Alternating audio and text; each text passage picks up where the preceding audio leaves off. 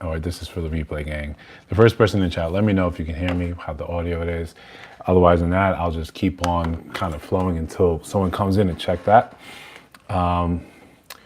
So again, it's been a minute. I wanted to be able to do things a lot more seamlessly, a lot more less random, but life does what life does, right? We take the good with bad, we flow, and we do what we can do. So for now, guys, welcome back to the channel. A lot of you guys have already been, subscribing, supporting, and I just, thank you guys for that. It's always gonna be one of those things that this is usually for the replay gang whenever we end up doing these. Let me just go over a quick couple settings to make sure I got everything on that's supposed to be on. Again, if you're in the chat, let me know if you can actually hear me, what the sound audio is like before we go and create a lot of useless garble. I know people flowing in and out as normal.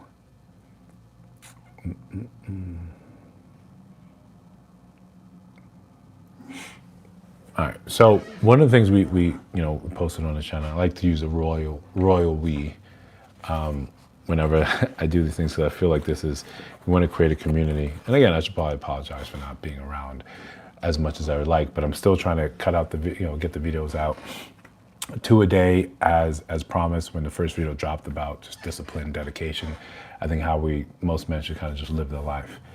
But one of the things I want to talk about today, whenever I do lives, I want to go over things that were sort of hitting during the week, and I took some notes, so just bear with me. One of the things I'm talking about, like why men aren't at events. Is it over for marriage? Is the social media kind of ruining dating? And then we get to talk real estate, right? We talk money talk because we all love money talk, and especially now as the government is shut down, we get a little bit into that. And we'll free flow with whatever the chat wants to talk about, provided you guys are not wilding like you guys tend to do. So again, if you hear the audio, if the audio is good, give me a thumbs up so I know I can continue. Again, we don't want to have a lot of useless garble and then later on try to fix things, and that really works well. As the channel has, I don't want to say it's plagued by audio issues, but it's a pretty good frequent thing, and usually I can't fix it once these things have already been posted. I can't go back and take care of those things. Soyboy, I don't know, $109, I don't know what that means. Again, I just looking at a little thumbs up if you can actually hear me. Audio track is good, we're all good to go. Who doesn't love a Dodge Durango SRT?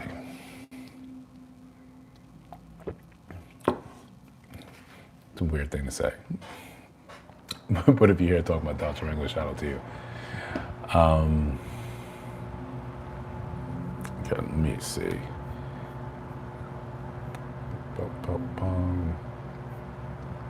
Thumbs up. All right. Again, I got a little note section so I don't get too far off track.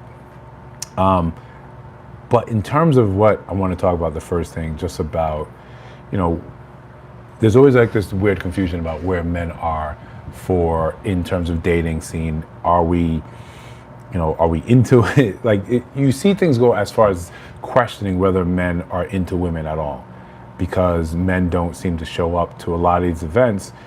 And one of the videos I made today, it questioned whether or not men were always, in the past at some of these events.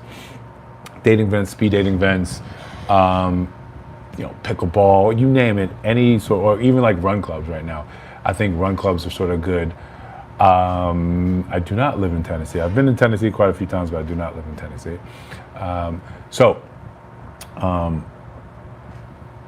Dating for marriage or for getting to know someone. I think dating, it depends what people set what their goal is, right? And I think in the past, dating was for marriage. I think we had the understanding that marriage was the end goal.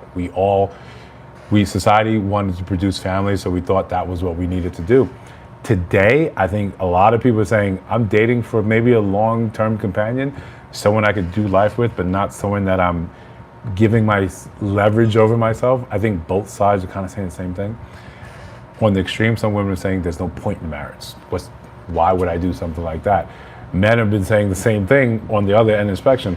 Why would I get married to someone to give up half my stuff and never have access to my children? So we're both kind of walking away from it, So maybe that it's we can, maybe we have to redefine what marriage means to us today. It's worthiness for a society that's kind of walking away from it. Is that a bad thing? I don't think so. Men have been routinely saying until we change the laws, I don't see the point, right? I don't see the point in over leveraging myself to someone that can leave in case they're just not happy, right? And we see so many divorces being started by women. Not say that there's not good reason for it, but if you leave because you're unhappy, why do I have to pay the price? Especially if men are expected to be right now the, take the financial brunt of everything. Yeah, I love the idea that we're taking vows, right? We're taking vows to God or whichever God you believe, and saying that this thing is bigger than us. But, nice video gamer, right now it seems like we're more individualistic, and it's more important for us to say, what can I do? What can I get out of it? And once I'm happy, I'm happy. That's it. That's the only thing I care about. I'm happy, I'm gone. That's all that matters. Rather than in reality, I think marriage is supposed to be about duty, right? You get with someone and you have this duty to create this life, to procreate, to make the next generation better, leave this place better than we found it. That's a duty, and duty is supposed to surpass happiness. But we don't have a society that's kind of like teaching that. We have a society that's telling you that your happiness is the most important thing. That's it, period. So, we're back on topic, right? Dating events, speed dating events, all these things, and we're seeing that women are creating these spaces, right? They're trying to solve a problem. The problem is like, where are the men? Where have we gone? There's articles from the New York Times. There's another one from Vogue that, when I get time to, I'll go over in another video, basically asking, I think the article was a woman that's saying, British Vogue. She said, basically saying that having a boyfriend is embarrassing. We hear these messaging as men, right? And I'll tie this in a second. We hear these messaging as men, and we say, and if you're in a chat, as a man, you can ask yourself, hey, sometimes we wonder, do women even like men, right? Do you like us?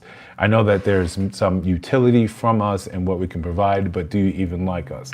That's what most men are sitting there sort of thinking. We hear so much negative talk about us, and we don't hear the counterclaim to that. We don't hear when some women are saying, no, we want your attention, we want to love you, we want to be around you, we want these things. Men don't hear that. We hear all the things that we're supposed to be, all the evils, right? We are the worst of us. So, shout out to Charles, thanks for the subscription. We are the worst of us. And men are getting sort of tired of being labeled the worst. So a lot of us retreat. And because our life can't simply revolve around women, we're saying, okay, cool. I'm gonna find a hobby. I'm gonna find something that I love, something that's interesting to me. Appreciate the subscription, Astro. I'm gonna find real joy in life. And I think that's, if we're realistic, if we're being fair, I think sometimes that's the key that we take off women. Women have such a zest for life, and men, we think a lot of our life should be sacrificed for making someone else happy. If someone can pick up Jung-won, is that a good thing? I'm not sure. Well, that message is gone, so shout out to the moderators doing your job. We think our life is about sort of sacrifice as men in Western society, because I don't know what the other person was talking about. In Western society, we often think our life as a man is built around sacrificing for our family, for our loved ones, and then there's joy in that. Do you think women are blamed if they are the ones that say they get yes or no for fornication, but have built the hookup culture if we're out there? I think we both share society, think about it like this, nice video gamer. If women became more liberal, more free with sex, but men held the line and said, no, that's not what I want. I want you to be like you were before. I want you to be chaste. I want you to be virtuous. Then they would conform, right? Just the same way when women made themselves more freer and men said, great, and they jumped on top of that. What we accept, we condone. So if we wanted things to be better, we wanted more, we wanted a certain standard, we would simply say, until you don't, and this is genderless, right? Until you engage with the proper behavior that we're looking to see, we're not going to have sex. We're not going to entertain. We don't do that. Men didn't do that. We jumped right in and said, yo, I want it. I want it. I want it. So it creates this acceptance, right? If women are saying, hey, I don't have to wait till marriage to get to marriage to have sex. I don't have to have a committed relationship. I'm cool with one night stands. And men say, great, I'm jumping on top of that. Now we share the blame, right? Then furthermore, we should start asking ourselves, does it make sense to sit down and say, well, one is to blame, one is not. One is to blame, one is not. If we're looking for a better solution, and I think we do for the most part, by and large, we want a better solution. We want to be with someone. We want to be with people.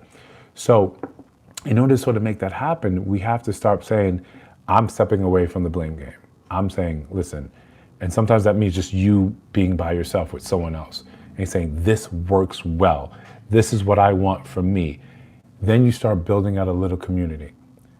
Me and my woman, me and my wife, this is how we do things.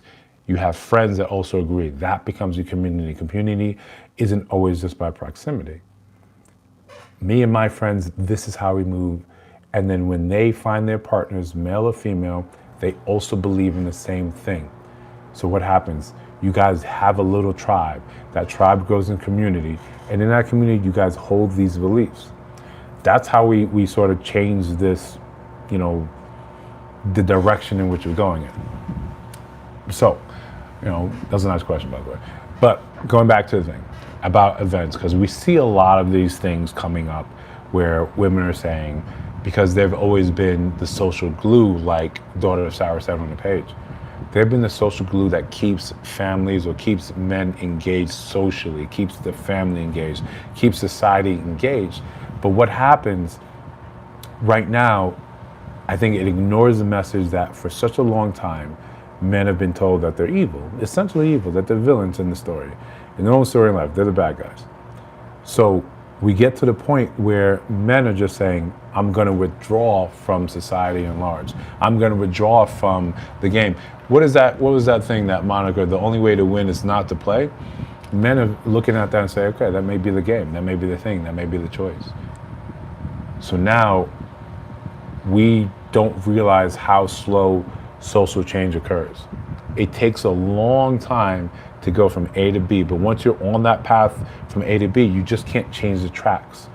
Right now, the tracks are men disengaging from these events, from looking and seeking women. Now, I think as women age, as they become more aware, they're saying, we don't want that outcome, right? Degenerate behavior hardly ever leads to valued happiness on average. Yo, you're absolutely right, right?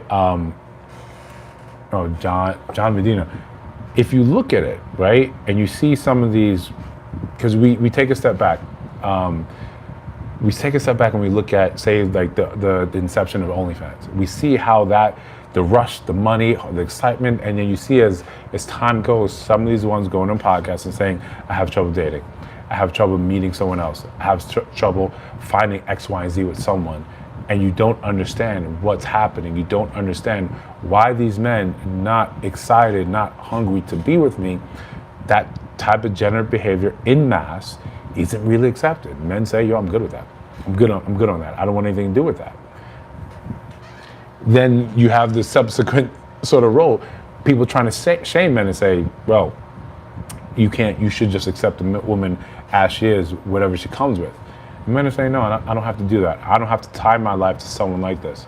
I saw a TikTok a woman had where she was describing the worst time of her life, and it said she was on a date, everything was going well, the guy was handsome, well-mannered.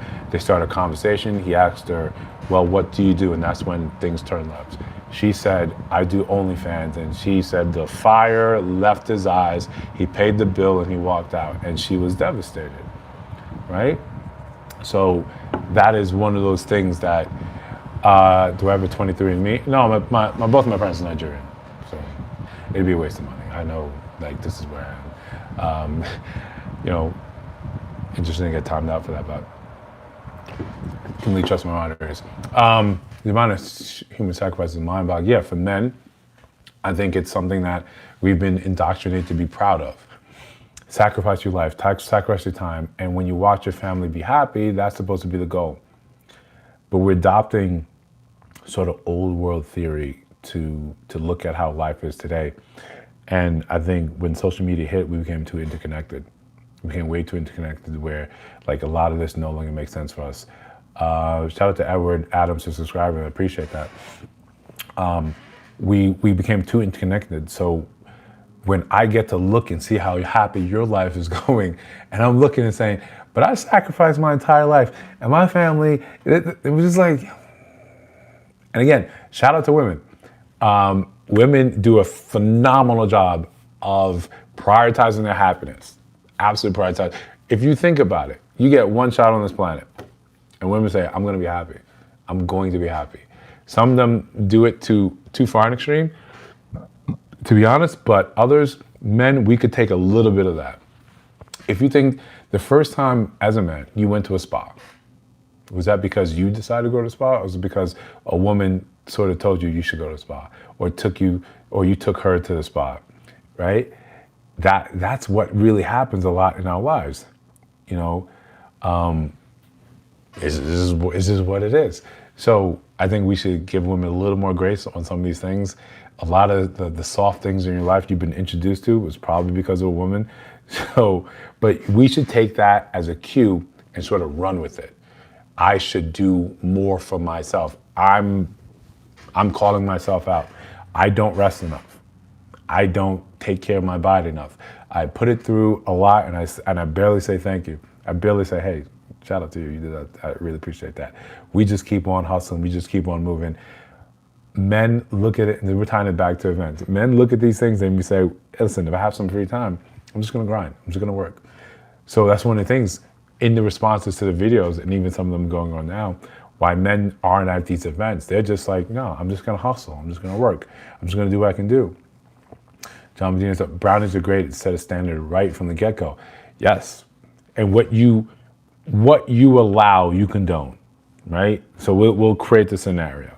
And we see videos like this, and sometimes it gets us, right? It gets us. We see these videos where women or men are being absolutely disgusting to their partner, but you've allowed that to happen. You didn't check it immediately, right? And for men, speaking for men, I can't speak to women in some of these points. When we allow these things to happen, because we're so afraid of losing her, right? I've done this, right? So afraid of losing an ex that I allowed poor behavior to just continue. Well, months later into the relationship, why would I be surprised when it keeps on happening? Shout out to World Famous Person Services CEO. Shout out to you. And Stanley Smith. Why would I be surprised when she's still doing the bad things the first time versus the seventh time versus the 40th time? When you try to check that, the 50th time it happens, that's uncheckable, right? The game at that point is to walk away. That's the game. You walk away and say, listen, I can't do this with you, right? Men, your attention is the greatest resource you have that you don't understand yet. And I'm still learning to understand that myself. If something is happening and it's untoward, you don't like it, you set your boundary. Say, hey, listen, if we're going to continue this is what has to happen. I've been, for the last maybe, I want to say 80 plus days, been on this deployment, been working hard, and I've met some really phenomenal people, and I've met some really phenomenal people in shitty scenarios. I don't want to curse because sometimes my mom may view this channel. I gotta call my mom. Listen, call your mom, right, guys? Call your mom. So one of these guys that I met, become really close with. I'm really proud of him. I love the guy, but he's in a terrible situation. And I've listened, I've seen the way his on and on girlfriend talks to him, and it breaks my heart, right? It breaks my heart because he's allowed it for 13 years. 13 years. We constantly talk, and I ask him, have you envisioned a life without her? Have you envisioned that? Do you know what what actually that might look like? He hasn't. He can't. He's so negative towards them despite all these amazing qualities of him. But the way she talks is very manipulative. She tells him, I'm very disappointed in you because you said you would always be there for me and you aren't. He didn't have a signal. He didn't have Wi-Fi. He couldn't talk. So it's like, yo, he's just working. So that type of talking, he can see it, but he can't remove him. He can't extricate himself from the situation because, you know, a book I think would make a great movie. I'll jump back to my topic about my friend real quick. I would say make a great movie. I'd say the answer, I guess I'd start that with you guys. So I'm still experimenting with some of these chats, some of these features that his chats actually holds. So one of the things, like a book I think would make a great movie is, honestly, I'm tooting my own horn here, 72 Hours to Judgment, right? It's my book, it's on Amazon. You can Google that, you can put my name in, Mrsochimaeze, you can see that. From the reviews, people tell me it would make a great like Netflix sort of movie. How much time she's taken? It's taken 13 years. It's taken 13 years, right, of his actual life. And that's not something that I think he knows how to sort of get back, right? That's a hard thing for a man to say, all right, I'm over it, I can get it, I understand it. No, that's him, that's his life. It's unfortunate. And, you know, he's told me he'll have a talk with her and blah, blah, blah, blah, blah. But realistically, 13 years, that's a long time of patterns to break. This is probably what he's going to do for most of his life, and he's so negative towards himself. I don't know how to help something like that. I don't know. And at times, like, it hurts, it bothers me. But you can't save people that aren't ready to be saved. That's just really what it is. 95% of unpleasant and friendly, 95% of unpleasant and friendly. Was it Wall Stetch?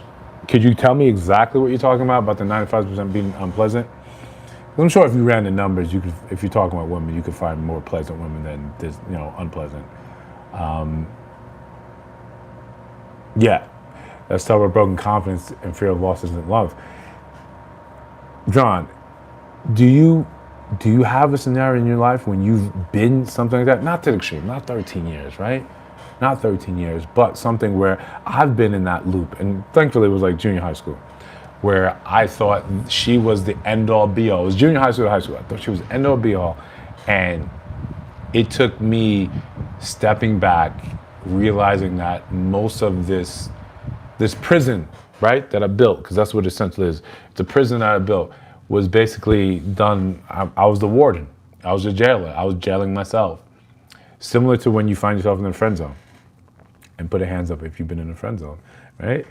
I've been in the friend zone. I walked myself into the friend zone, and until you walk yourself out, right? Until you walk yourself out, that's what it is. There's nothing to do about that.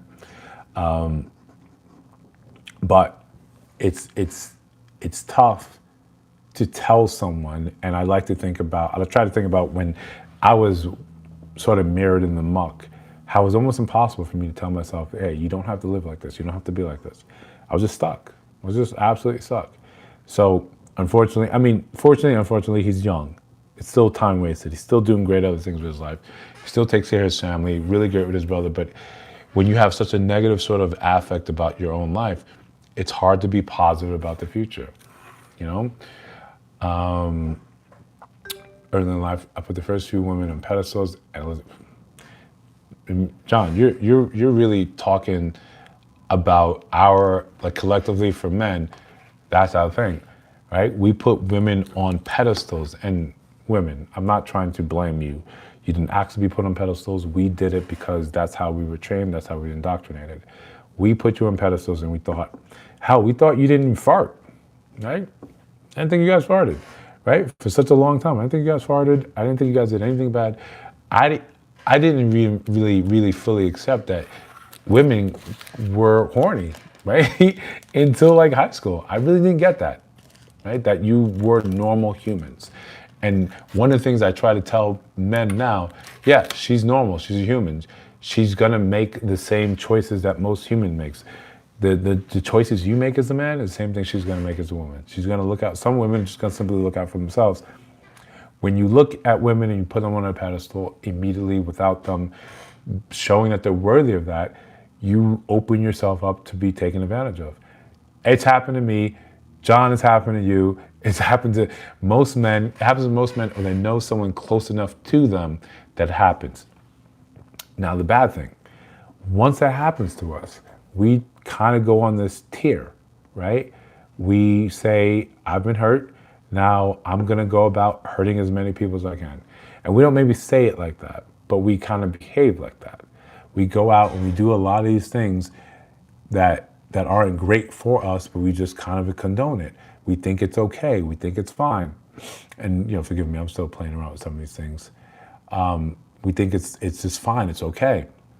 It's not, but we do it all the time. Rather than saying, maybe I need to take a step back and say, I need to process my hurt. Me as a millennial, being in therapy, stuff like that, acknowledging your hurt wasn't something we understood, something that we did at all in the beginning. So there was nothing like that. Maybe you got to talk to an uncle. Maybe you got to talk to a cousin. We just kind of kept it moving. We just kind of assumed this is how things are supposed to be.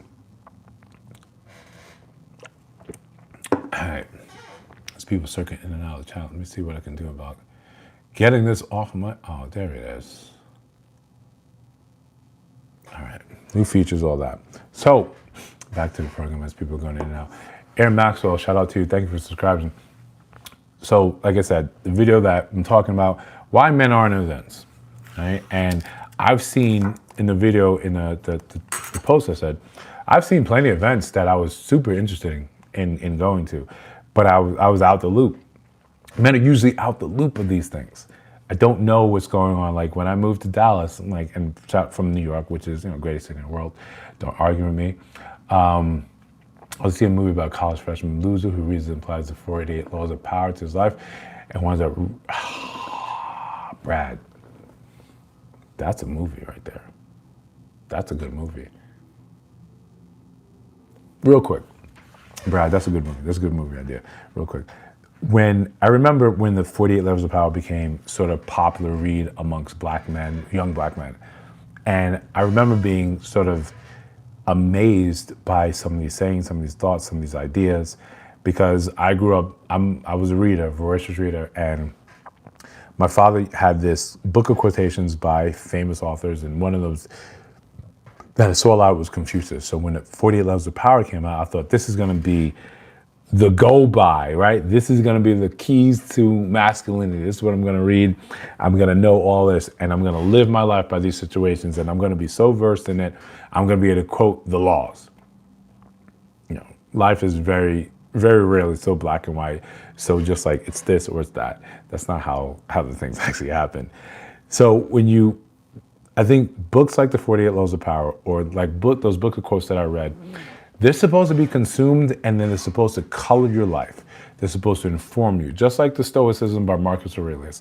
These things are you're supposed to take them in, form them up, and use that as a template, or at least a waystone to find the truth of your own life. When I would give my advice to my brother, and he's 2 years younger than me, but he's an amazing man, and I had a hand in raising him simply because he looked up to me to that point.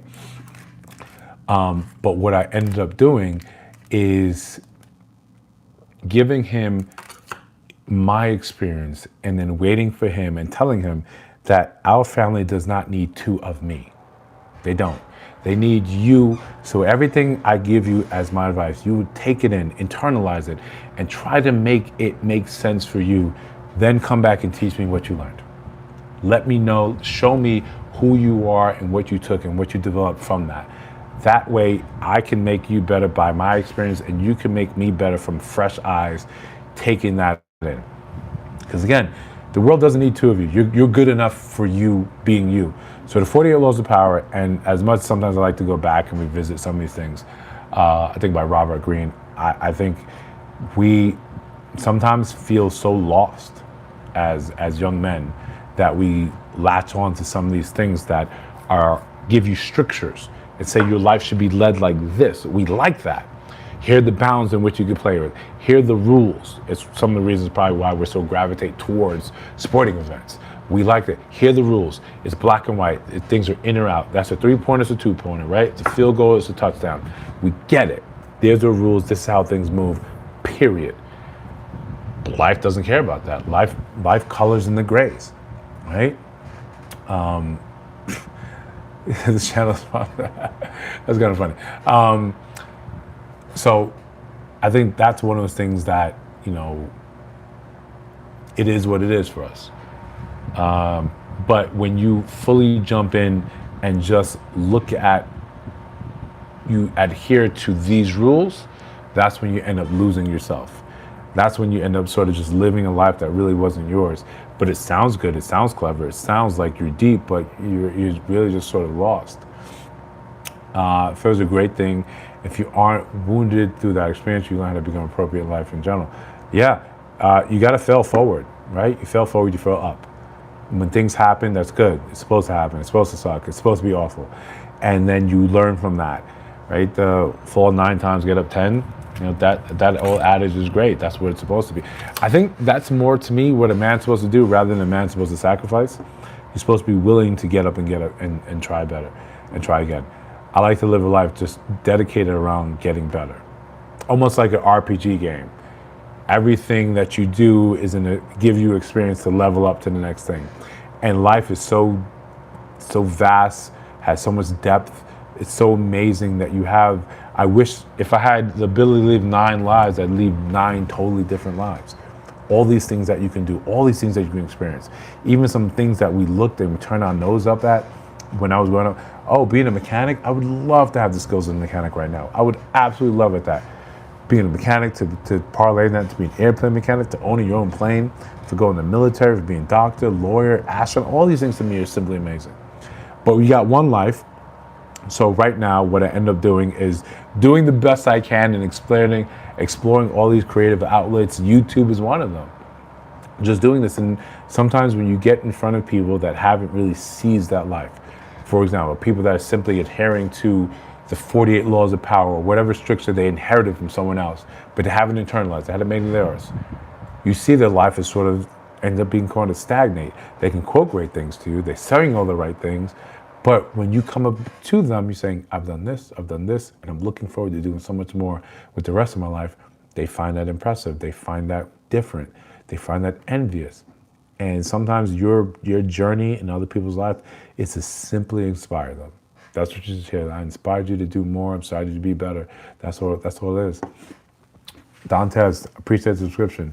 If you guys, like this type of content, you can check out my channel. I try to give actual, not just real world advice, nuanced advice, right? I think the game isn't going to be won by shouting at the other gender, by shouting at someone that doesn't agree with you.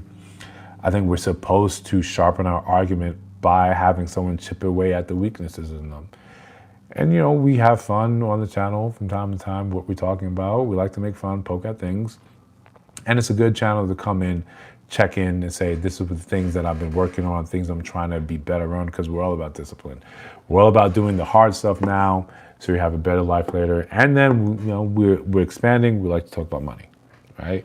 Especially in trying times in the United States right now, government shut down, people wondering about what it is not. We don't want to have people, especially, I don't want to have men showing up in their 50s, 60s and trying to retire and not having a clue what they're supposed to be doing. So I try to share my own experiences, my own plans, and what I'm trying to do. One of the big things is definitely real estate. We're talking about that later on in this live. And the more people that come in and out, the more chance I have to say, like, all right, this is what we're trying to do. This channel actually has legs. This is what we're trying to make happen. For those that are just tuning in now or watching the replay gang, shout out to you guys, replay gang. This channel started in late June, and we're trying to just grow and see what we can do without sort of sacrificing ourselves to corporate greed. Although, if a corporate sponsor wants to come and pay millions of dollars to say something, let me know now, right? I may be willing. Reach out if you got enough money.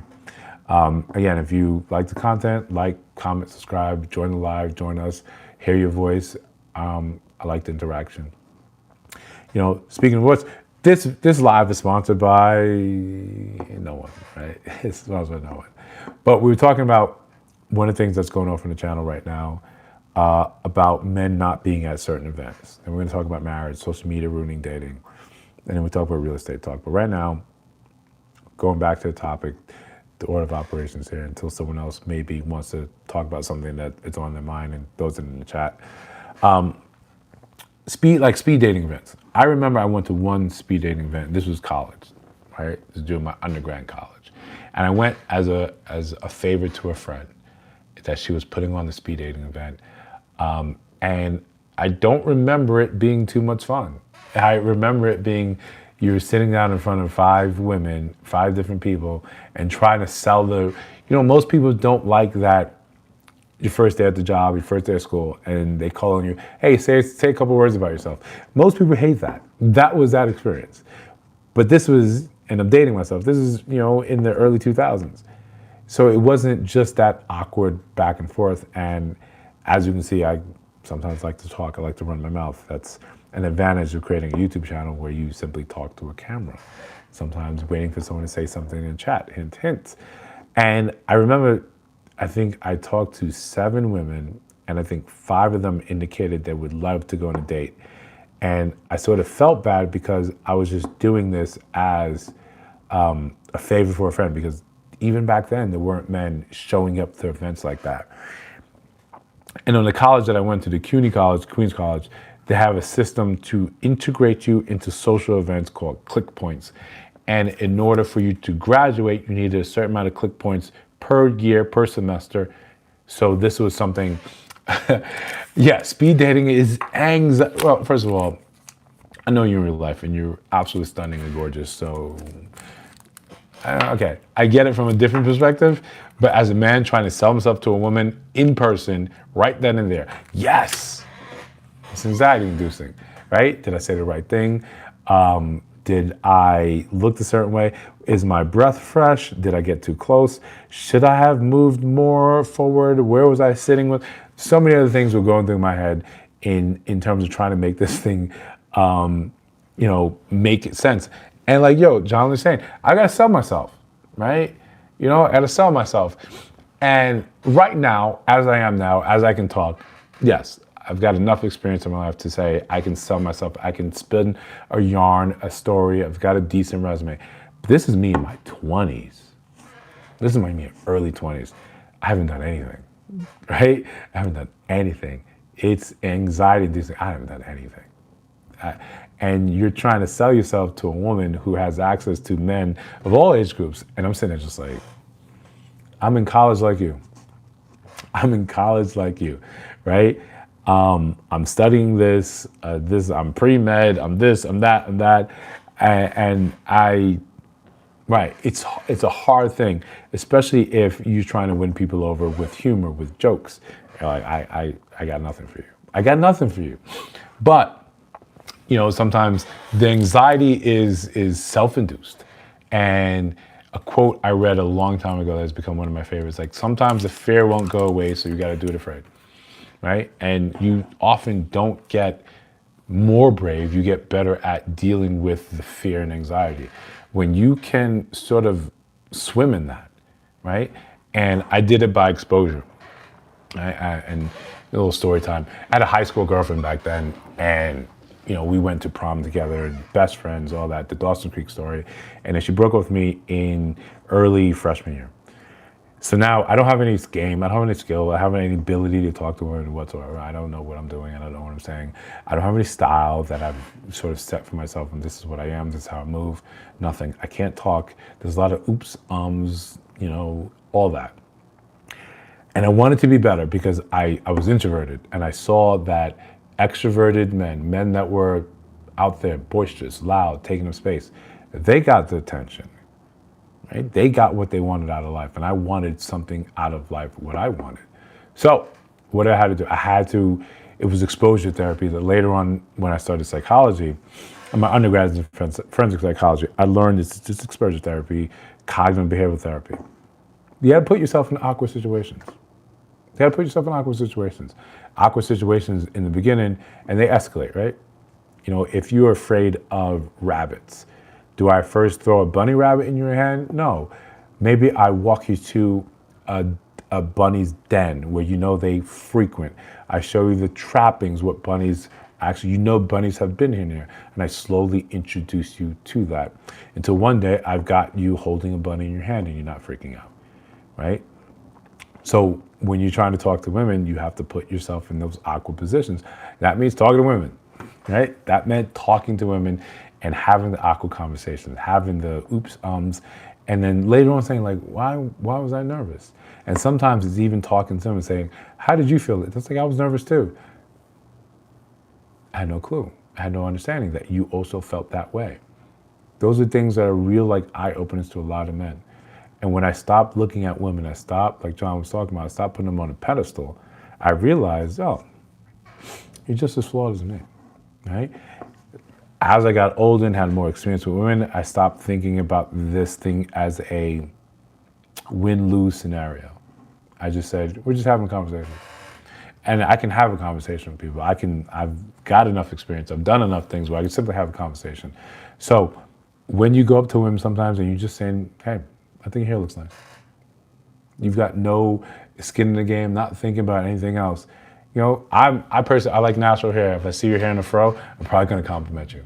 I'm probably gonna say, that looks wonderful, right? Because I'm thinking you probably don't hear enough of that and maybe a sore spot for you. I may not want your number. I may just be going about my business. I may not have the wavelength or bandwidth to deal with you in my life, but at least I gave you that.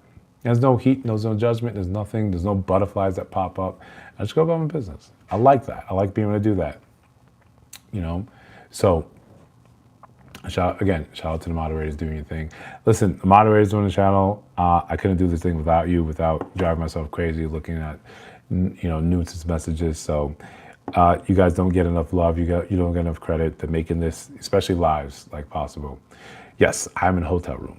All right, I've not been home for 80 plus days, and I won't be home for another 40, 50 days. But then I can get back into my creative space, back into the creative zone, and just, you know, nice being home again, and make more videos, and we can expand the channel more.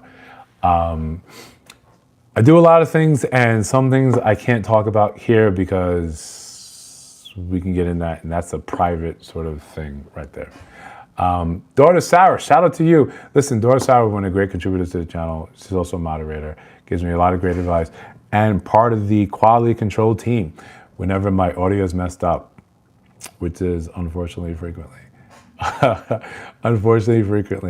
And sends me a lot of great videos, a lot of great ideas, and has you know, a different sort of, not different, but another worldly sort of view that she's really like staunch with, and I love that.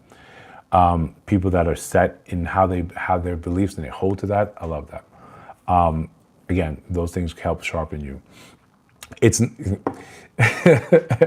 Eric Myers. Listen, it's not illegal stuff that you won't tell YouTube, and I appreciate that you're not a snitch, right?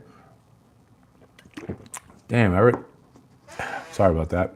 Yeah, but yeah, job-wise, I don't want to be one of those people on YouTube that says something and their job sees it and they say, hey, you shouldn't have said that. Here, now you lose your job.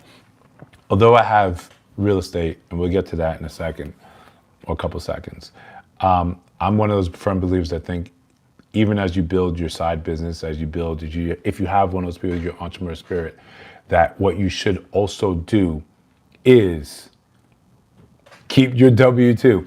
I know it became super popular back in the day for you to be an entrepreneur, to quit your 9-to-5 job. But when you become an entrepreneur, you realize your 9-to-5 job working 40 hours a week is easy, right? Is easy. You have to do everything to get that business off the ground before it has legs, before it starts running on its own, before the money puts on a suit, goes out to work, and does it what I gotta call him back after this. I hope that didn't interrupt the live. So those are one of those things that you just have to sort of accept and run with, that life is going to. All right, we're back. I got a call coming in. Sorry about that. So what's the equivalent to a new car sale? You got to give me a little more nuance on that. Oh, you're talking about Alpha Stone dating rentals, used cars. That's cool. Damn. Give me one sec.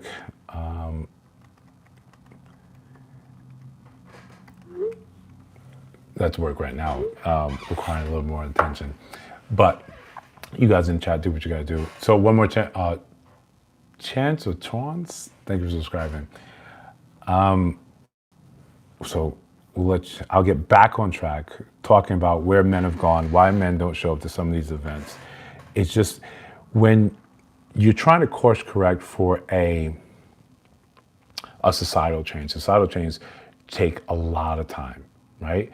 They take a lot of time. They take a generation, sometimes 10, 15, 20 years. Think about if it took you 20 years to do something to your body. You got fat over 20 years. And then you wanted to turn around and fix all of that all of a sudden. That's going to take more than a day, more than creating a gym routine. It's going to take that same, maybe not the same 20 years concerted effort of showing that, hey, I want this change, but it's going to take time. If for 10 years, and then we know men, we know it's been longer than 10 years, the women have been saying, I don't want no scrubs, I don't want this, a man got to pay my bills, and it just seems like it gets worse and worse as you continue on, it's going to take that same amount of time or a similar amount of time to fix that, or at least to show that hey, we all don't agree with that, and I don't think you all do, right? I all don't think you do, but it's going to take a concerted effort to show the men like, no, we want you around. Men rarely, and this is just, I'm saying for myself, we rarely hear that we are loved, we are appreciated. Most men, again, speaking of myself, in prior relationships, one of the things I was, very vocal about, I don't feel appreciated. I don't feel like I'm wanted here. So it becomes very difficult for me to stick around or to think that what I'm doing matters. If you flip me out, if you switch me out with someone else that does the same things I do, but you just like them better, I think you'd be happier. I said this on more than one occasion, and eventually the relationship fizzles, pitches out, and it's done. But that's always like a sticking point in my head. So for men to, and the men that are actually cognizant, that actually want to be part of relationships with people, that want to be with women, a lot of them are on the sideline saying, I've tried that, or I've simply heard enough times that I'm not wanted. I'm not supposed to be here. You guys don't care. So it becomes very difficult for us to say, okay, I'm just going to turn around and be part of the fold. I'm going to come back and be part of this. We don't. We just simply say, I'm kind of just going to leave, right? I'm just going to leave. I'm going to leave this alone. So until we see that as men, in the long haul, in the larger sense, it's going to be difficult for us to come back. And shout out to Mrsochimaeze, another one of the moderators, another person in real life that has really been, has really made me feel like what I'm doing matters and that I have actual talent and skill that matters. So shout out to you. Getting dating experience is key, although early marriage might be a solution that are outliers. So yeah, I think there are outliers to that. Wait, go first. Only in America we have the used car events called single events. So on the channel right now, comments like that are what I'm seeing, and I never look and try to judge men and shame them for that. That's how men sort of feel, right? And it's difficult. It's difficult for you to try to. I would say it's difficult. It doesn't make sense to try to shame men into thinking otherwise. If we think that, and to be fair, I've experienced this, right? A little extra story time, because that's what lives are for. Where I was in junior high school, I had a group of 4 friends, and one guy, his name was, it's so long ago, I don't know where the characters are. One guy, Ronald, he had the muscles, he had a little bicep, little bump. Guy Marley had the abs, and another guy from named Adu. I don't know where in Africa or something, but he was funny. And one of the girls came up. It's like, oh, we like you guys. We like Adu because he's funny. Marlon has the muscles, and Ronald has the muscles. Ronald has the abs, and we like you because you're smart. Like, oh wow, you like because I'm smart. It was years later that when you kind of get pulled off to the side. And then people live their life and they make choices, they have consequences. Then they hit you up and say, oh my God, you're doing so well. That's when it feels like, hey, I'm now coming back in your life. I've made rough decisions that led me down a certain path, but I'm now saying I'm here and available for you. It feels like a used car now, right? Yeah, is there some bitterness to it on the men's part and the male part? Yeah, absolutely. You didn't want me when I was there, when I was up, right? Or when I was there with you, we were on the same level. You wanted what you wanted. Okay. I can't, even though I shouldn't, maybe I begrudge you of that decision, but now that you circle the block, here it is. Now, to be fair, men do the same thing with women. The absolute same thing with women. You try to circle the block. Hey, I'm looking. There's a large component of men that simply wait for women to say you've made your choices in life, and now they think there's a discount sale. I think as much as we want men to listen to women when they say these things, we have to listen to women who say, I'd rather be alone. I'd rather be alone, right? And these, Alpha versus Stone, these aren't the women that showing up to events. These are women just going about their business. They're saying, I'd rather be alone. I'd rather be alone than settle for something that I don't want, that I never wanted. Yes, there's a large swath of women that are doing the opposite and saying, yes, I have 3 kids now, 6 baby daddies because I'm unsure of the total, and now it's your turn to come and save me. There's a large swath of that. And the men that sign up for that, we can just say, yo, good luck, right? Good luck. You do what you want. You do what makes sense to you. For the rest of us, I think a large swath of men are saying, the ones that don't show up to events, they're saying, I'd rather not do this. I'd rather not do this.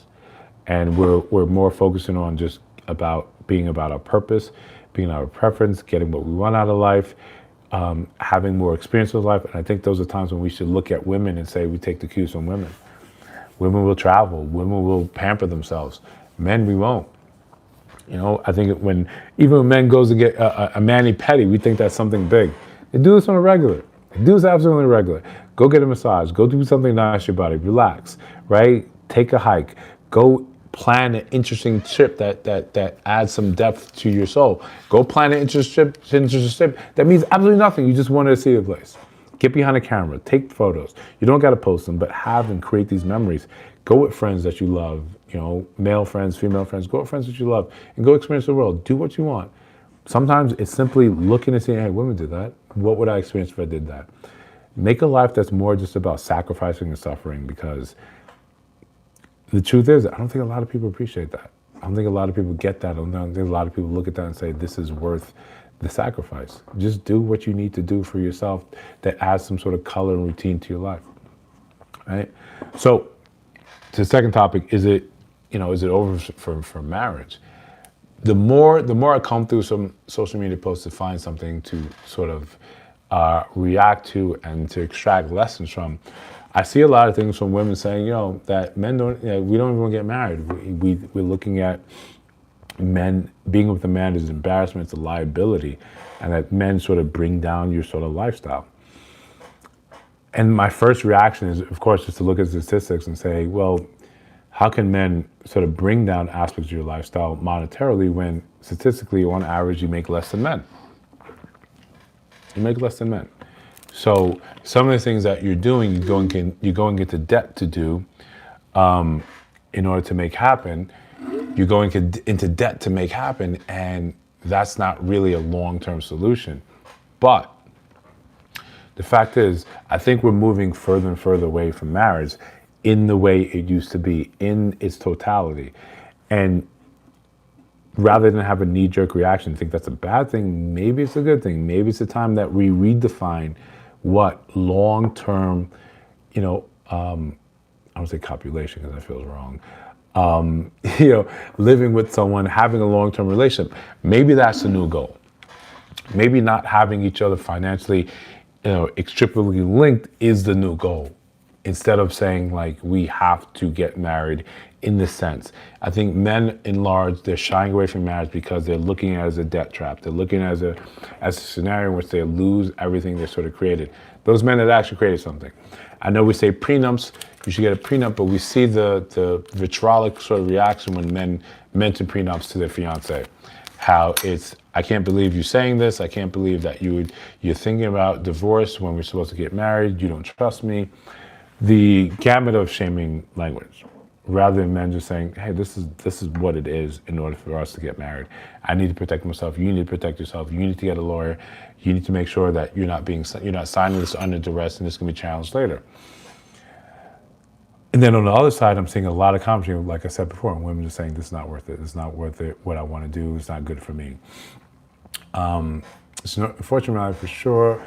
What do you think about women dating older and men dating younger and over 7 years? John, I think that's, can we be fair for a second? I think men dating younger is absolutely something I think is normal. I know people are not going to like that, right? I know people look at it and say, well, what do you have that's different? Let me first enter the caveat that my parents had a 13-year gap, right? And they came from Nigeria. This is normal. This is normal behavior because me at 13 years old, not 13 years, excuse me, at 22 years old, 23 years old, 24, in my 20s, what did I have to offer a woman of that same age? Even a woman older than I have enthusiasm and a young back, right? That's what I have. I have potential. And before, that seemed like a fine thing to bet on. But women today are saying they don't want to bet on potential. They want a finished man. They want to wait at the finish line and pick the winner. Okay, that's fine. I'm not here to dissuade women from doing that. But when you don't pick for them potential, then you simply have to accept what that man is willing to give you. I think age gap dating makes sense as long as the women are saying you want a complete man. If you want a complete man, a man's going to take time to be complete, right? Statistically, we don't hit our earning potential, full earning potential until like 50s, right? Even if you don't want a man at the top of his earning potential, but you want on the way, mid-30s, 40s. Otherwise, unless there is a large consciousness shift in women saying that you don't have to have it all together, you just have to be on your way, that lowers the age that men become viable options for marriage. Secondly, I think age gap dating works in the sense of an older man, younger female, because let's be fair, men really ain't shit when we're younger. We haven't done anything. We haven't even attempted to conquer the world. I can't lead you. I don't know anything about being a woman, being a leader. I just know about me. It takes a long time for men to start having those conversations with themselves and saying, at 30, I thought I had it all figured out. At 35, I realized at 30 I was an idiot. At 40, I realized I was an idiot at 35. Therefore, what was I doing at 30? At 30, but I thought I had it tight. I had it figured out. What am I going to feel at 45, 50? If I'm doing the right things, if I'm growing in the right ways, I'm always supposed to look back and say, I was a fool back then. I didn't challenge these things in important ways. Maybe I'm not such as a fool as we grow, as we change, but I start to realize I didn't have it all figured out. And there's beauty in that. That's just not possible for a younger man getting married early to a woman of his age. But if you're looking, and someone could look up the data in terms of success in marriage, if there's more success in the age gap rather than being the same age, if you want to marry someone, a young man, and you're a young woman, you just have to be prepared for like a certain level of struggle, right? You have to be prepared to stick to it throughout your life. And then the reward on the other side is you guys are tighter.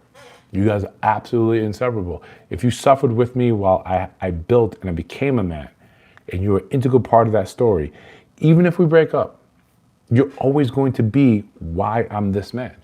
So to me, being with someone for that length of time that you went through the mud with, you went through the hard times, the low times, the great times, it makes you guys closer. It makes you guys, inextricable. If you want to pick me at the end, I'm just looking like, yeah, you just picked me. So did she, so did she, so did she. That importance, you don't get to decide, you don't get to tell me what I should do with my success, how I should move. We like to say, behind every great man is a great woman. Well, probably back in the day when you were part of the story, when you were part of what it took to make someone actually become better. When you wait at the end, you lose a lot of that credibility. You just, right? You're the trophy. hey, I did all this work and here you are, cool. But the trophy is not telling me why I won. I know why I won. If it took me years to build a real estate empire and I get a woman and she comes and she starts telling me with no experience in real estate, hey, I think you should do this. I'm gonna look and say, what is that based off? If I hold that conversation, if I entertain that conversation, what is that based off? What is your experience, your level of experience? Where's it told me that this makes sense to me? You just, honestly, you don't have that, right? And that's just, I think that's just really being realistic and fair about it. I'm gonna leave that alone, Alpha Sen. What females mean by that, us as being in a relationship cuts off the revenue stream from the other male satellites. There's a subset of women that think that's true. But third eye, Mangoku Rinnegan, shout out to Naruto. If that's the quality of women that you're around, then I think it's time for you to do some more work and level up. I found that myself when I'm around conversations that are talking about, oh, man, got to pay all my bills, a man's got to do 50-50. I got to look and say, where did I step wrong? Where did I misstep that this is the level of conversation I'm surrounding myself with? I looked at it as a failing of my own, and I just like, I've got to reset. I've got to see where did I go wrong, because this is not what I wanted for my life. Also said, I've never dated any woman over the age of 25. Most men than 8 to 25. It's the Carpio. Yeah, Leonardo, man. When you have that level of success, man, you just kind of read all the rules. Not really telling you anything like that. And men, if you want to date women that are younger, that's your preference. That's your preference. No one can shame you out of it. Just like if an older woman is saying, I want to date a younger man, that's your preference. Do what you want. Anyone trying to tell you what to do, like, yo, step aside.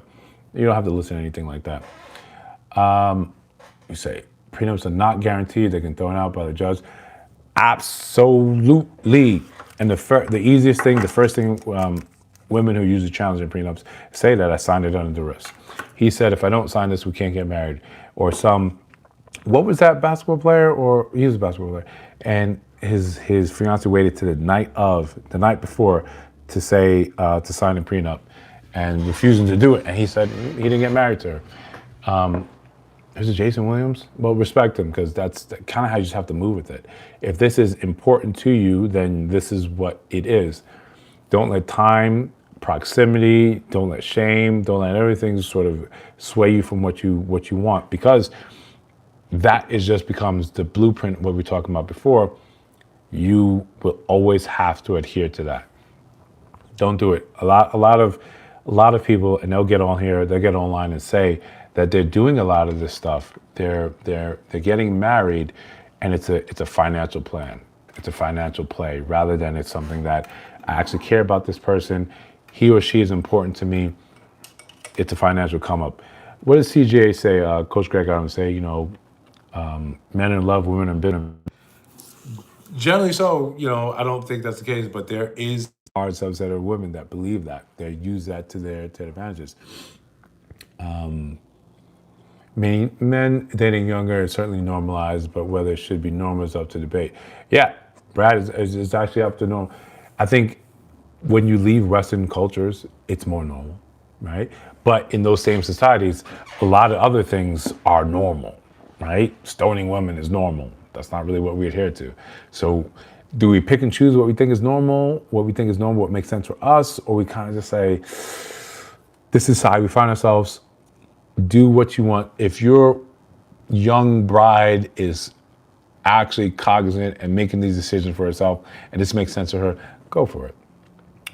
But know exactly what you're walking into. I've gone on dates with women that are significantly younger than me, and when someone doesn't get a Thundercat reference, that sucks, right? That bothers me, right? That sucks. I don't get it. I don't understand it. I hate it, right?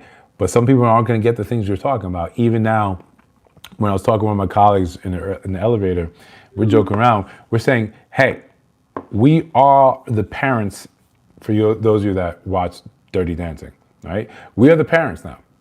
We're the ones that don't understand what's happening what's happening with these new found people.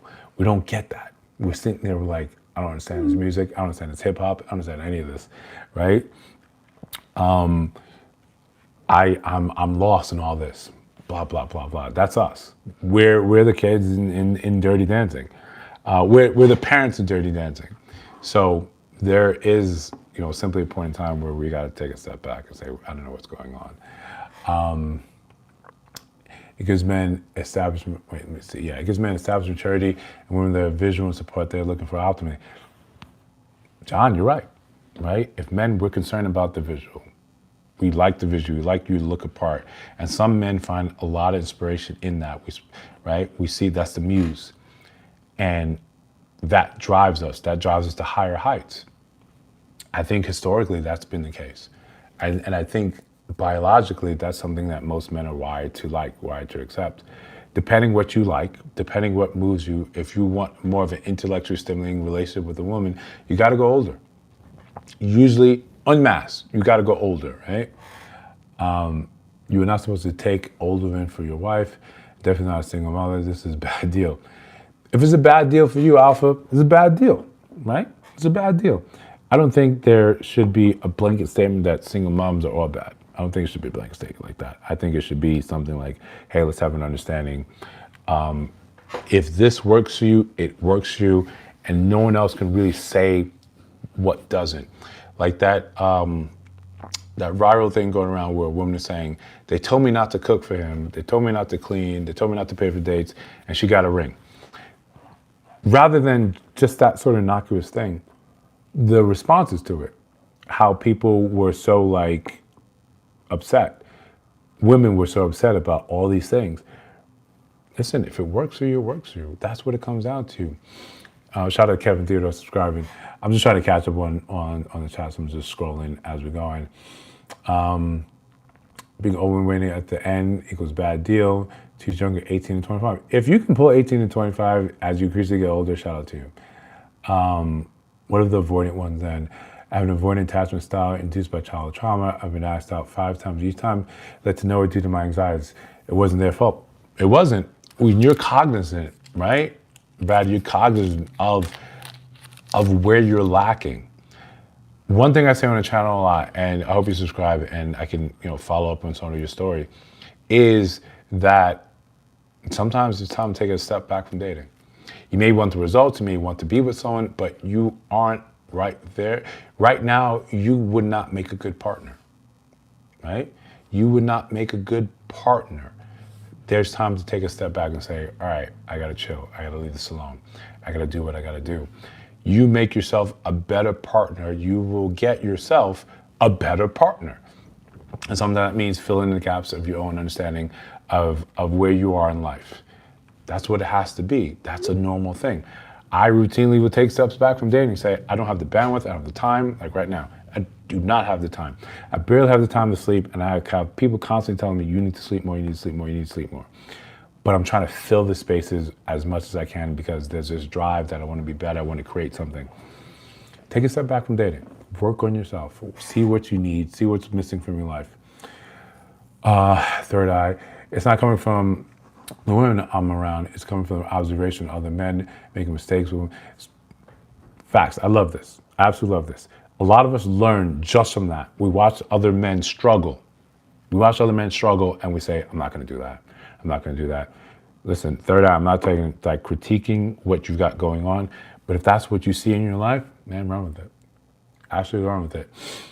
CMA 68, best men's cologne, it's gotta be Euro Sauvage. I'm lying. This is like a daily thing that's put on because I'm running around. Most of my cologne collection, I've got maybe 80 to 90 pieces right now, and all the good stuff at home. It depends what scenario you're looking for. It depends what season you're looking for. Depends on your type of temperament, what matters to you. Personally, I like a lot. Right? But let me give you an example. As the weather's turning, as the weather's getting colder, I like things that would potentially have someone move closer to me, right? If we're on a date, I like something that has oud, but has a little sort of floral high note to that. I like that she's gonna be like, what did I just smell? You wanna come closer, it induces you to come closer to smell something like that. I like to look at things situational like that. You have to find what works for you, and of course, find what works for your body chemistry. So best one, that depends. And most people throw out something expensive, something that doesn't make sense, that does it outside of your budget. Brad used Creed Aventus. Did you smell the new Creed Aventus they have? I forgot the name of it, but it has top notes that make the old Creed Aventus an old Creed Aventus. Take a look.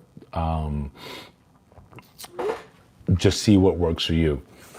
But I like to go experiment. And more importantly, whatever you take, spare in your hand, right? Spare in your hand. Walk around with that. See what that's like.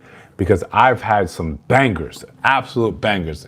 Obviously, I'm showing myself and get really excited about colognes. That's something I love to do. Absolute banger.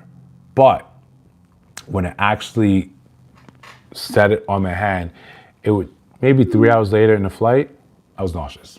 I was absolutely nauseous. It was disgusting, you know? John Medina. Yeah, man, listen, I found this page on Instagram. It's just all Thundercat clips. I was supposed to be in bed. It was 10 o'clock. I didn't get to bed till like 11:30. Reliving some moments.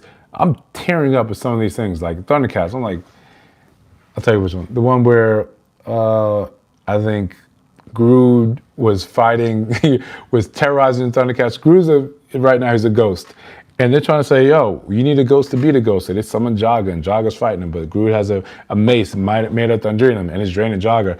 He gives him the Sword of Omens, and then he gives him the strength. I was like, I like that. I like that. I'm a sucker for stories like that. I like stuff like that. You know, Hermes, absolutely, I like Hermes. Again, Creed Aventus is great. And Creed, generally speaking, they have a royal collection, right? Those I save for weddings. Right, those are pricey at like $500, but they smell fantastic. So special occasions, or sometimes I'm just out the shower, I want to smell good. I do stuff like that. Yeah, listen, you know, replica Sword of. All right, third eye. You got an actual replica Sword of Omens. All right, now we're geeking out. Right, we're geeking out. Was there anything that sword couldn't do? This is a sword couldn't do. Like, this is amazing. And it broke my heart when he was fighting King Arthur, or the times with the sword with the eye closed, or he broke it and he got to go to the volcano to reforge it. I was like, Lionel, you got to know better. You got to do better, right? You know? All right, before we go on a complete anime, 80s, 90s cartoon tangent, what we're talking about, like, again, social media, or rather that it seems like we might need a new definition of marriage, of what getting old together sort of looks like and makes sense. How this makes sense for us, because I don't think we want to be alone. And I think, generally speaking, men and women want the same things, right? We want the same sort of outcomes, but we're going about it in very different ways that seem to be, you know, antithetical to the goal. But we want the same things. We want to be happy together. We want someone that we know is in our back, in our corner, and isn't sort of just going to leave because they feel like they got a better option or something around the corner is going to make them happier.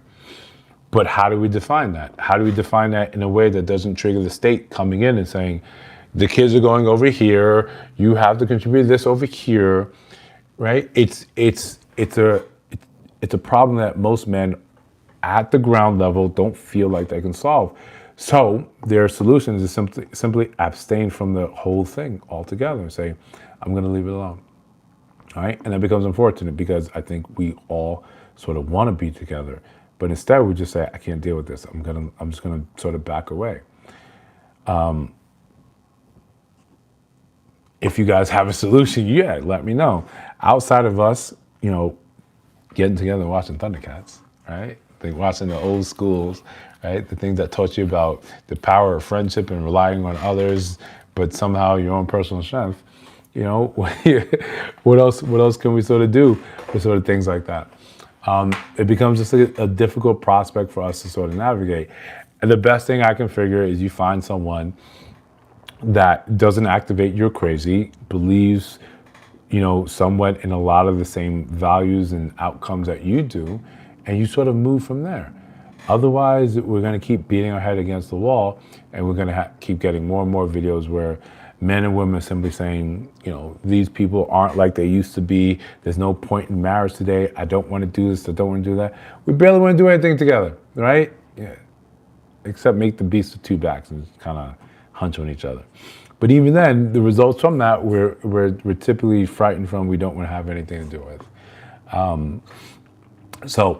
And the third topic, social media ruining dating. This is tangentially what we're talking about. So social media, I think, ruins dating because we have that comparison bug. And we think that someone's life has to be our life. We have to adhere to their principles, their ideas. That makes someone happy. I see someone going to Dubai on these long-range flights, on these charters, doing this, the private jets. And I look at that and I say, why not me? And I get upset at my own life that I'm not able to do those things. Or women see that and say, my life doesn't look like that. I should leave you to get with someone that can give me those things. And the circle sort of continues, right? We don't find a way to actually make our lives meaningful because we're constantly, our head is in the phone looking at something else. Specifically, what I was saying earlier in the beginning of this live is when we look at this, right? We look at people's lives and we say, why not me? I should have that. Or once you get married and you find your person, you log off all of this. You're gone. My best friend, happily married. The only reason he's on YouTube talking about any of these things is to support my channel. That's it. When he goes on YouTube, he looks at things he's interested in, right? One Piece, being one of them. Watches the anime, watches the things, watches like documentaries, things that he likes, hops on over to my channel, said, let me comment on these things, like full length, actual great commentary. And it goes off, right? We talk, we get a palate cleanse from the stuff that I'm making videos on, and he lives his life. And I know he's not the only one that does things like that. He's not mired, he's not in the muck with the rest of us on social media. I think people that are happy, they're not here. They're not in the spaces on social media bashing men, bashing women. And I mean actual bashing, not what I've been accused of in this channel, when you simply critique some bad behavior. They're just off doing what they're doing. They're living their life. The effect of that is as if when we're inundated with nonsense, we think it's all the truth. That's what we think right there. We think all relationships are like this. So we go forward into the next potential relationship, we're thinking it's going to be the same thing. It's going to be nasty. It's going to be awful. It's going to suck. They're going to hate me. I'm going to hate them. So you show up to a date with your worst foot forward. And when things go the worst, as soon as the day is over, you hop right on TikTok and make a story time. Hey, this happened, this happened, this happened, this is what we did.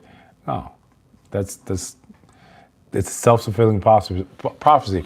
What is that adage? If you aim low, you hit it every time, right? You hit it every time. John said, from my younger self to current situation, I've been far more successful in my 30s. So I think men in general would benefit from focusing on growth potential versus attracting others. John, let me tell you the advice my father gave me when I was 16, right? I'm watching all these guys in high school. They're going on dates, right? They're popular. Women are liking them. They're, all this.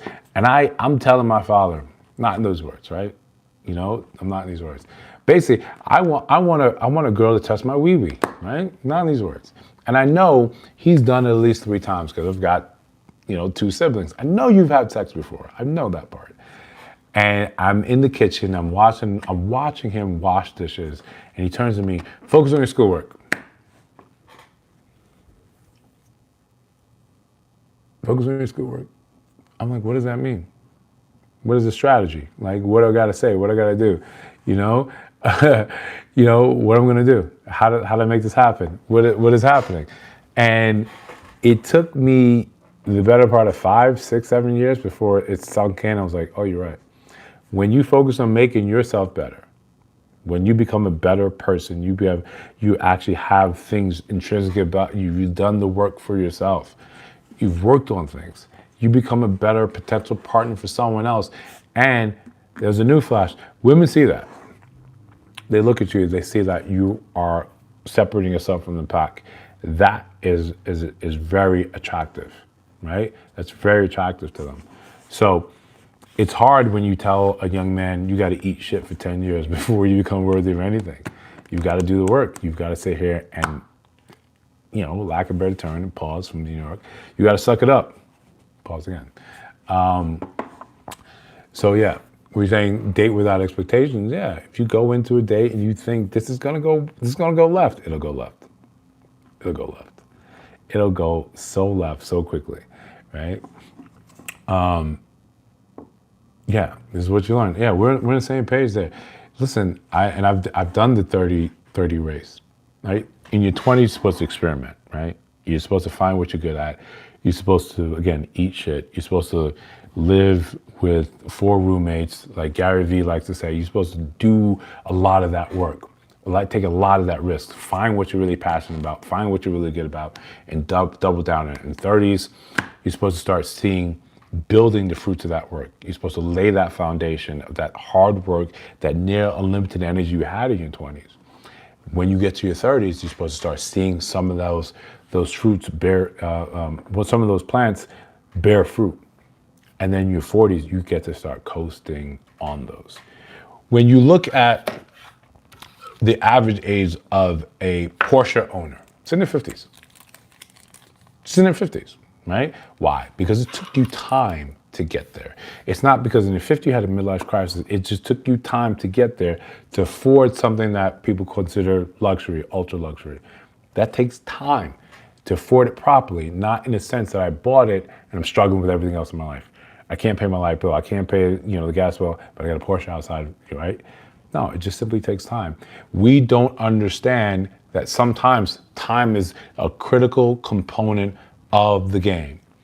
When I tell people about real estate, and it's a good segue, sometimes you're sitting on the sideline. Sometimes you're just doing your budget. Sometimes you're researching different markets that you might want to invest in. Sometimes you're researching where people went wrong. That takes time.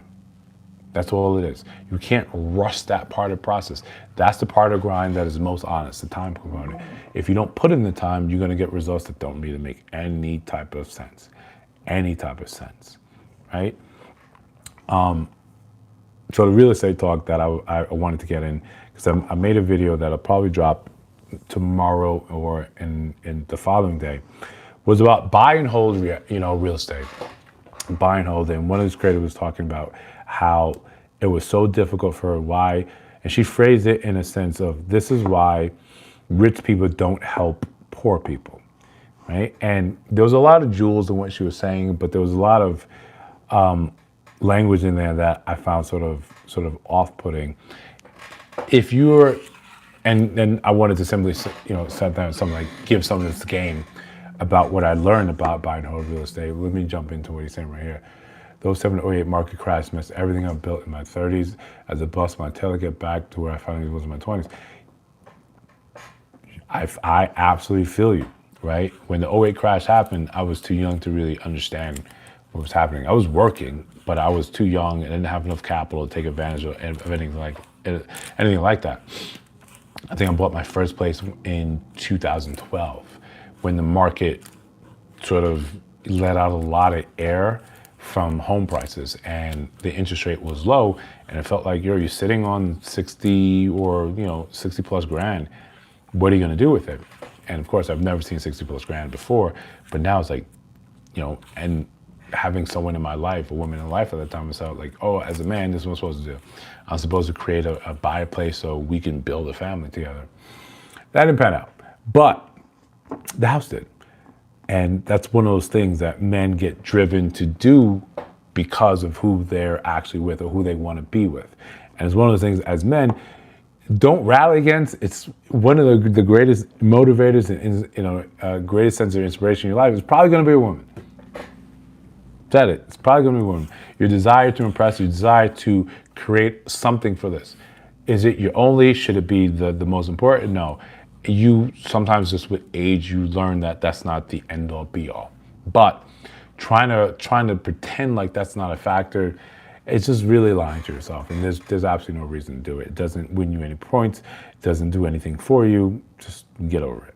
So if you are on the sidelines right now, and I believe most people are on the sidelines, most small investors are on the sidelines in terms of real estate, it's because the market has to let out a lot of the air because home prices are elevated. And one of the things I tell people, you can't make a bad deal good. You can't chase bad money with good. You can't make that right. What I mean by that, if you buy a place for $1 million, you're on average your mortgage is $5,000 to $6,000 a month. The place was worth $7,000. The place was worth $6,000, but you wanted it. You had to have it. There's no way to make that new $1 million purchase you made, make that a good deal. Refinance? No, you can't make this a good deal. You throw more money into it, and you'll never really see that recouped. You'll never see that make any sense to you. So that's good money chasing bad. So some people always say, hey, you know what? You can buy a house, interest rates high, and then you can refinance. Refinancing is an entire new purchase in the way they see it. The entire new purchase means an exorbitant amount of closing costs. So you bought it so you could hold it, and in a year you can refinance, and you pay another $15,000 to $20,000 in closing costs to refinance it. Are you saving money, or would it be better to get the entry price where you want it to be first time around? I think that makes more sense. But a lot of times we confuse no movement with bad movement. Sometimes sitting on the sideline is exactly what you should be, where you should be, but that doesn't mean you're not making any movement. Your movement is just, I'm researching, I'm being sharper in the game. That's how we should start looking at some of these things. But the creator was talking about her viewpoint, where I disagree with. She made it seem as if she was doing people less fortunate, her poor people, a favor by buying an apartment and letting them rent out. And she said, originally, I think it was in Baltimore she was investing in, she said it took months before she found she actually rented the place out. And I say this specifically, not before she found a ticket tenant. She simply said she could not simply carry the cost of the building while she waited for a proper tenant. And one of the first tenets I say about getting into buy and hold, becoming a landlord, is you don't ever want to need your tenant. What I mean by this, you own the building, but if that tenant doesn't pay you, you can't pay your mortgage. Who's in charge? Who's in charge here? That ad is, when you owe the bank a little bit of money, they own you. When you owe a lot of money, you own the bank. If you simply say, hey, I'm going to default on this deal, they can't afford it. We've lent you billions, right? You own the bank, right? In this case, with tenants, if you buy a house and you can barely afford the mortgage, the property tax, and such insurance, and you need a tenant in place to pay that, there's a very big difference between you have a tenant that's going to make it easier for you to afford it versus I need you to pay this. If you don't pay it, I can't afford it, and I go bankrupt. So she was in that position where she felt that she was at the mercy of the tenants. And when she said she got new tenants in, she said, F it, let it roll, right? Because she needed that pay, she needed that money. And the tenants she ended up having to evict. They kept pushing it down the line. And then when she finally got the house turned over to herself, they said it painted the walls black, all this awful stuff. And she said of all her 6, 7 tenants, she had one good one. And I get that. But I think what I learned when I was young, I was a bad boy and had a motorcycle. Most people get out your way. When you're sitting there revving, you're white lining, most people ease out your way. This is New York, right? This is big. Most people ease out your way. I say this because I think most people don't mean your harm. Most people are just simply indifferent to your existence. So if you have a rent set at a decent price in a decent neighborhood where people can actually pay, they'll pay. But when you go to places that are underserved, underprivileged, and you're charging a rent that's higher than what they can actually pay, they don't pay, and you find yourself in evictions. Now, is there a subset of people that are very good at playing the law, playing that eviction game? Absolutely. But by and large, that's not the people you meet. I have 60, 70 plus tenants, and I've had evictions. I've had squatters. I've had people reach out and try to sue. But by and large, most tenants don't miss you ill will. They don't, right? They're oblivious to you. They're simply trying to live their life and cope out their own business and do what they need to do in life. That's the majority of the time. But we don't see that because when the negative happens, it feels huge. It feels bad. It feels awful. So she adopt this mentality where it's me against them. They have coded language. They have the speech of the poor. All these negative things, these things that don't reinforce that sometimes people fall in hard times. Sometimes people aren't just good enough to be what you want them to be. It's hard. It's a hard road to hoe for people that don't understand it. It's unfortunate. And it lets go of the fact that sometimes you were once in that disenfranchised position and saw your way out of it. So if you're getting into real estate, if you want to be a landlord, we can talk. We have more nuanced conversation about that. Like things I recommend. I'm not charging you, right? I'm not a financial advisor. My sister's closer to that than I am. Shout out to my sister. But, I was probably supposed to tell her when I was going live, so hopefully she'll forgive me for the lapse of judgment. But if you want more content like this, you guys just subscribe, let me know in the comments. We'd like to do things to expand the channel, see what more topics we can cover. And, I'm gonna end the live now-ish, just because there's more work I gotta do, more videos I gotta create, more videos I gotta edit before I let myself down to bed. And I probably should get something to eat, so don't forget to do that, so people that love and care about me don't have to worry about me actually eating. So thank you for everyone that tuned in, and shout out to the Replay Gang. Shout out to the moderators, keeping the chat clean. Really appreciate you guys. Hopefully I'll be able to do something again, maybe in the middle of next week, but we'll see how things go. If things are really bad, as they've been, I've simply just been sleeping. So you can rest easy about some of those things. So again, shout out to you guys, and see you in the next video. See you guys in the next live. Peace.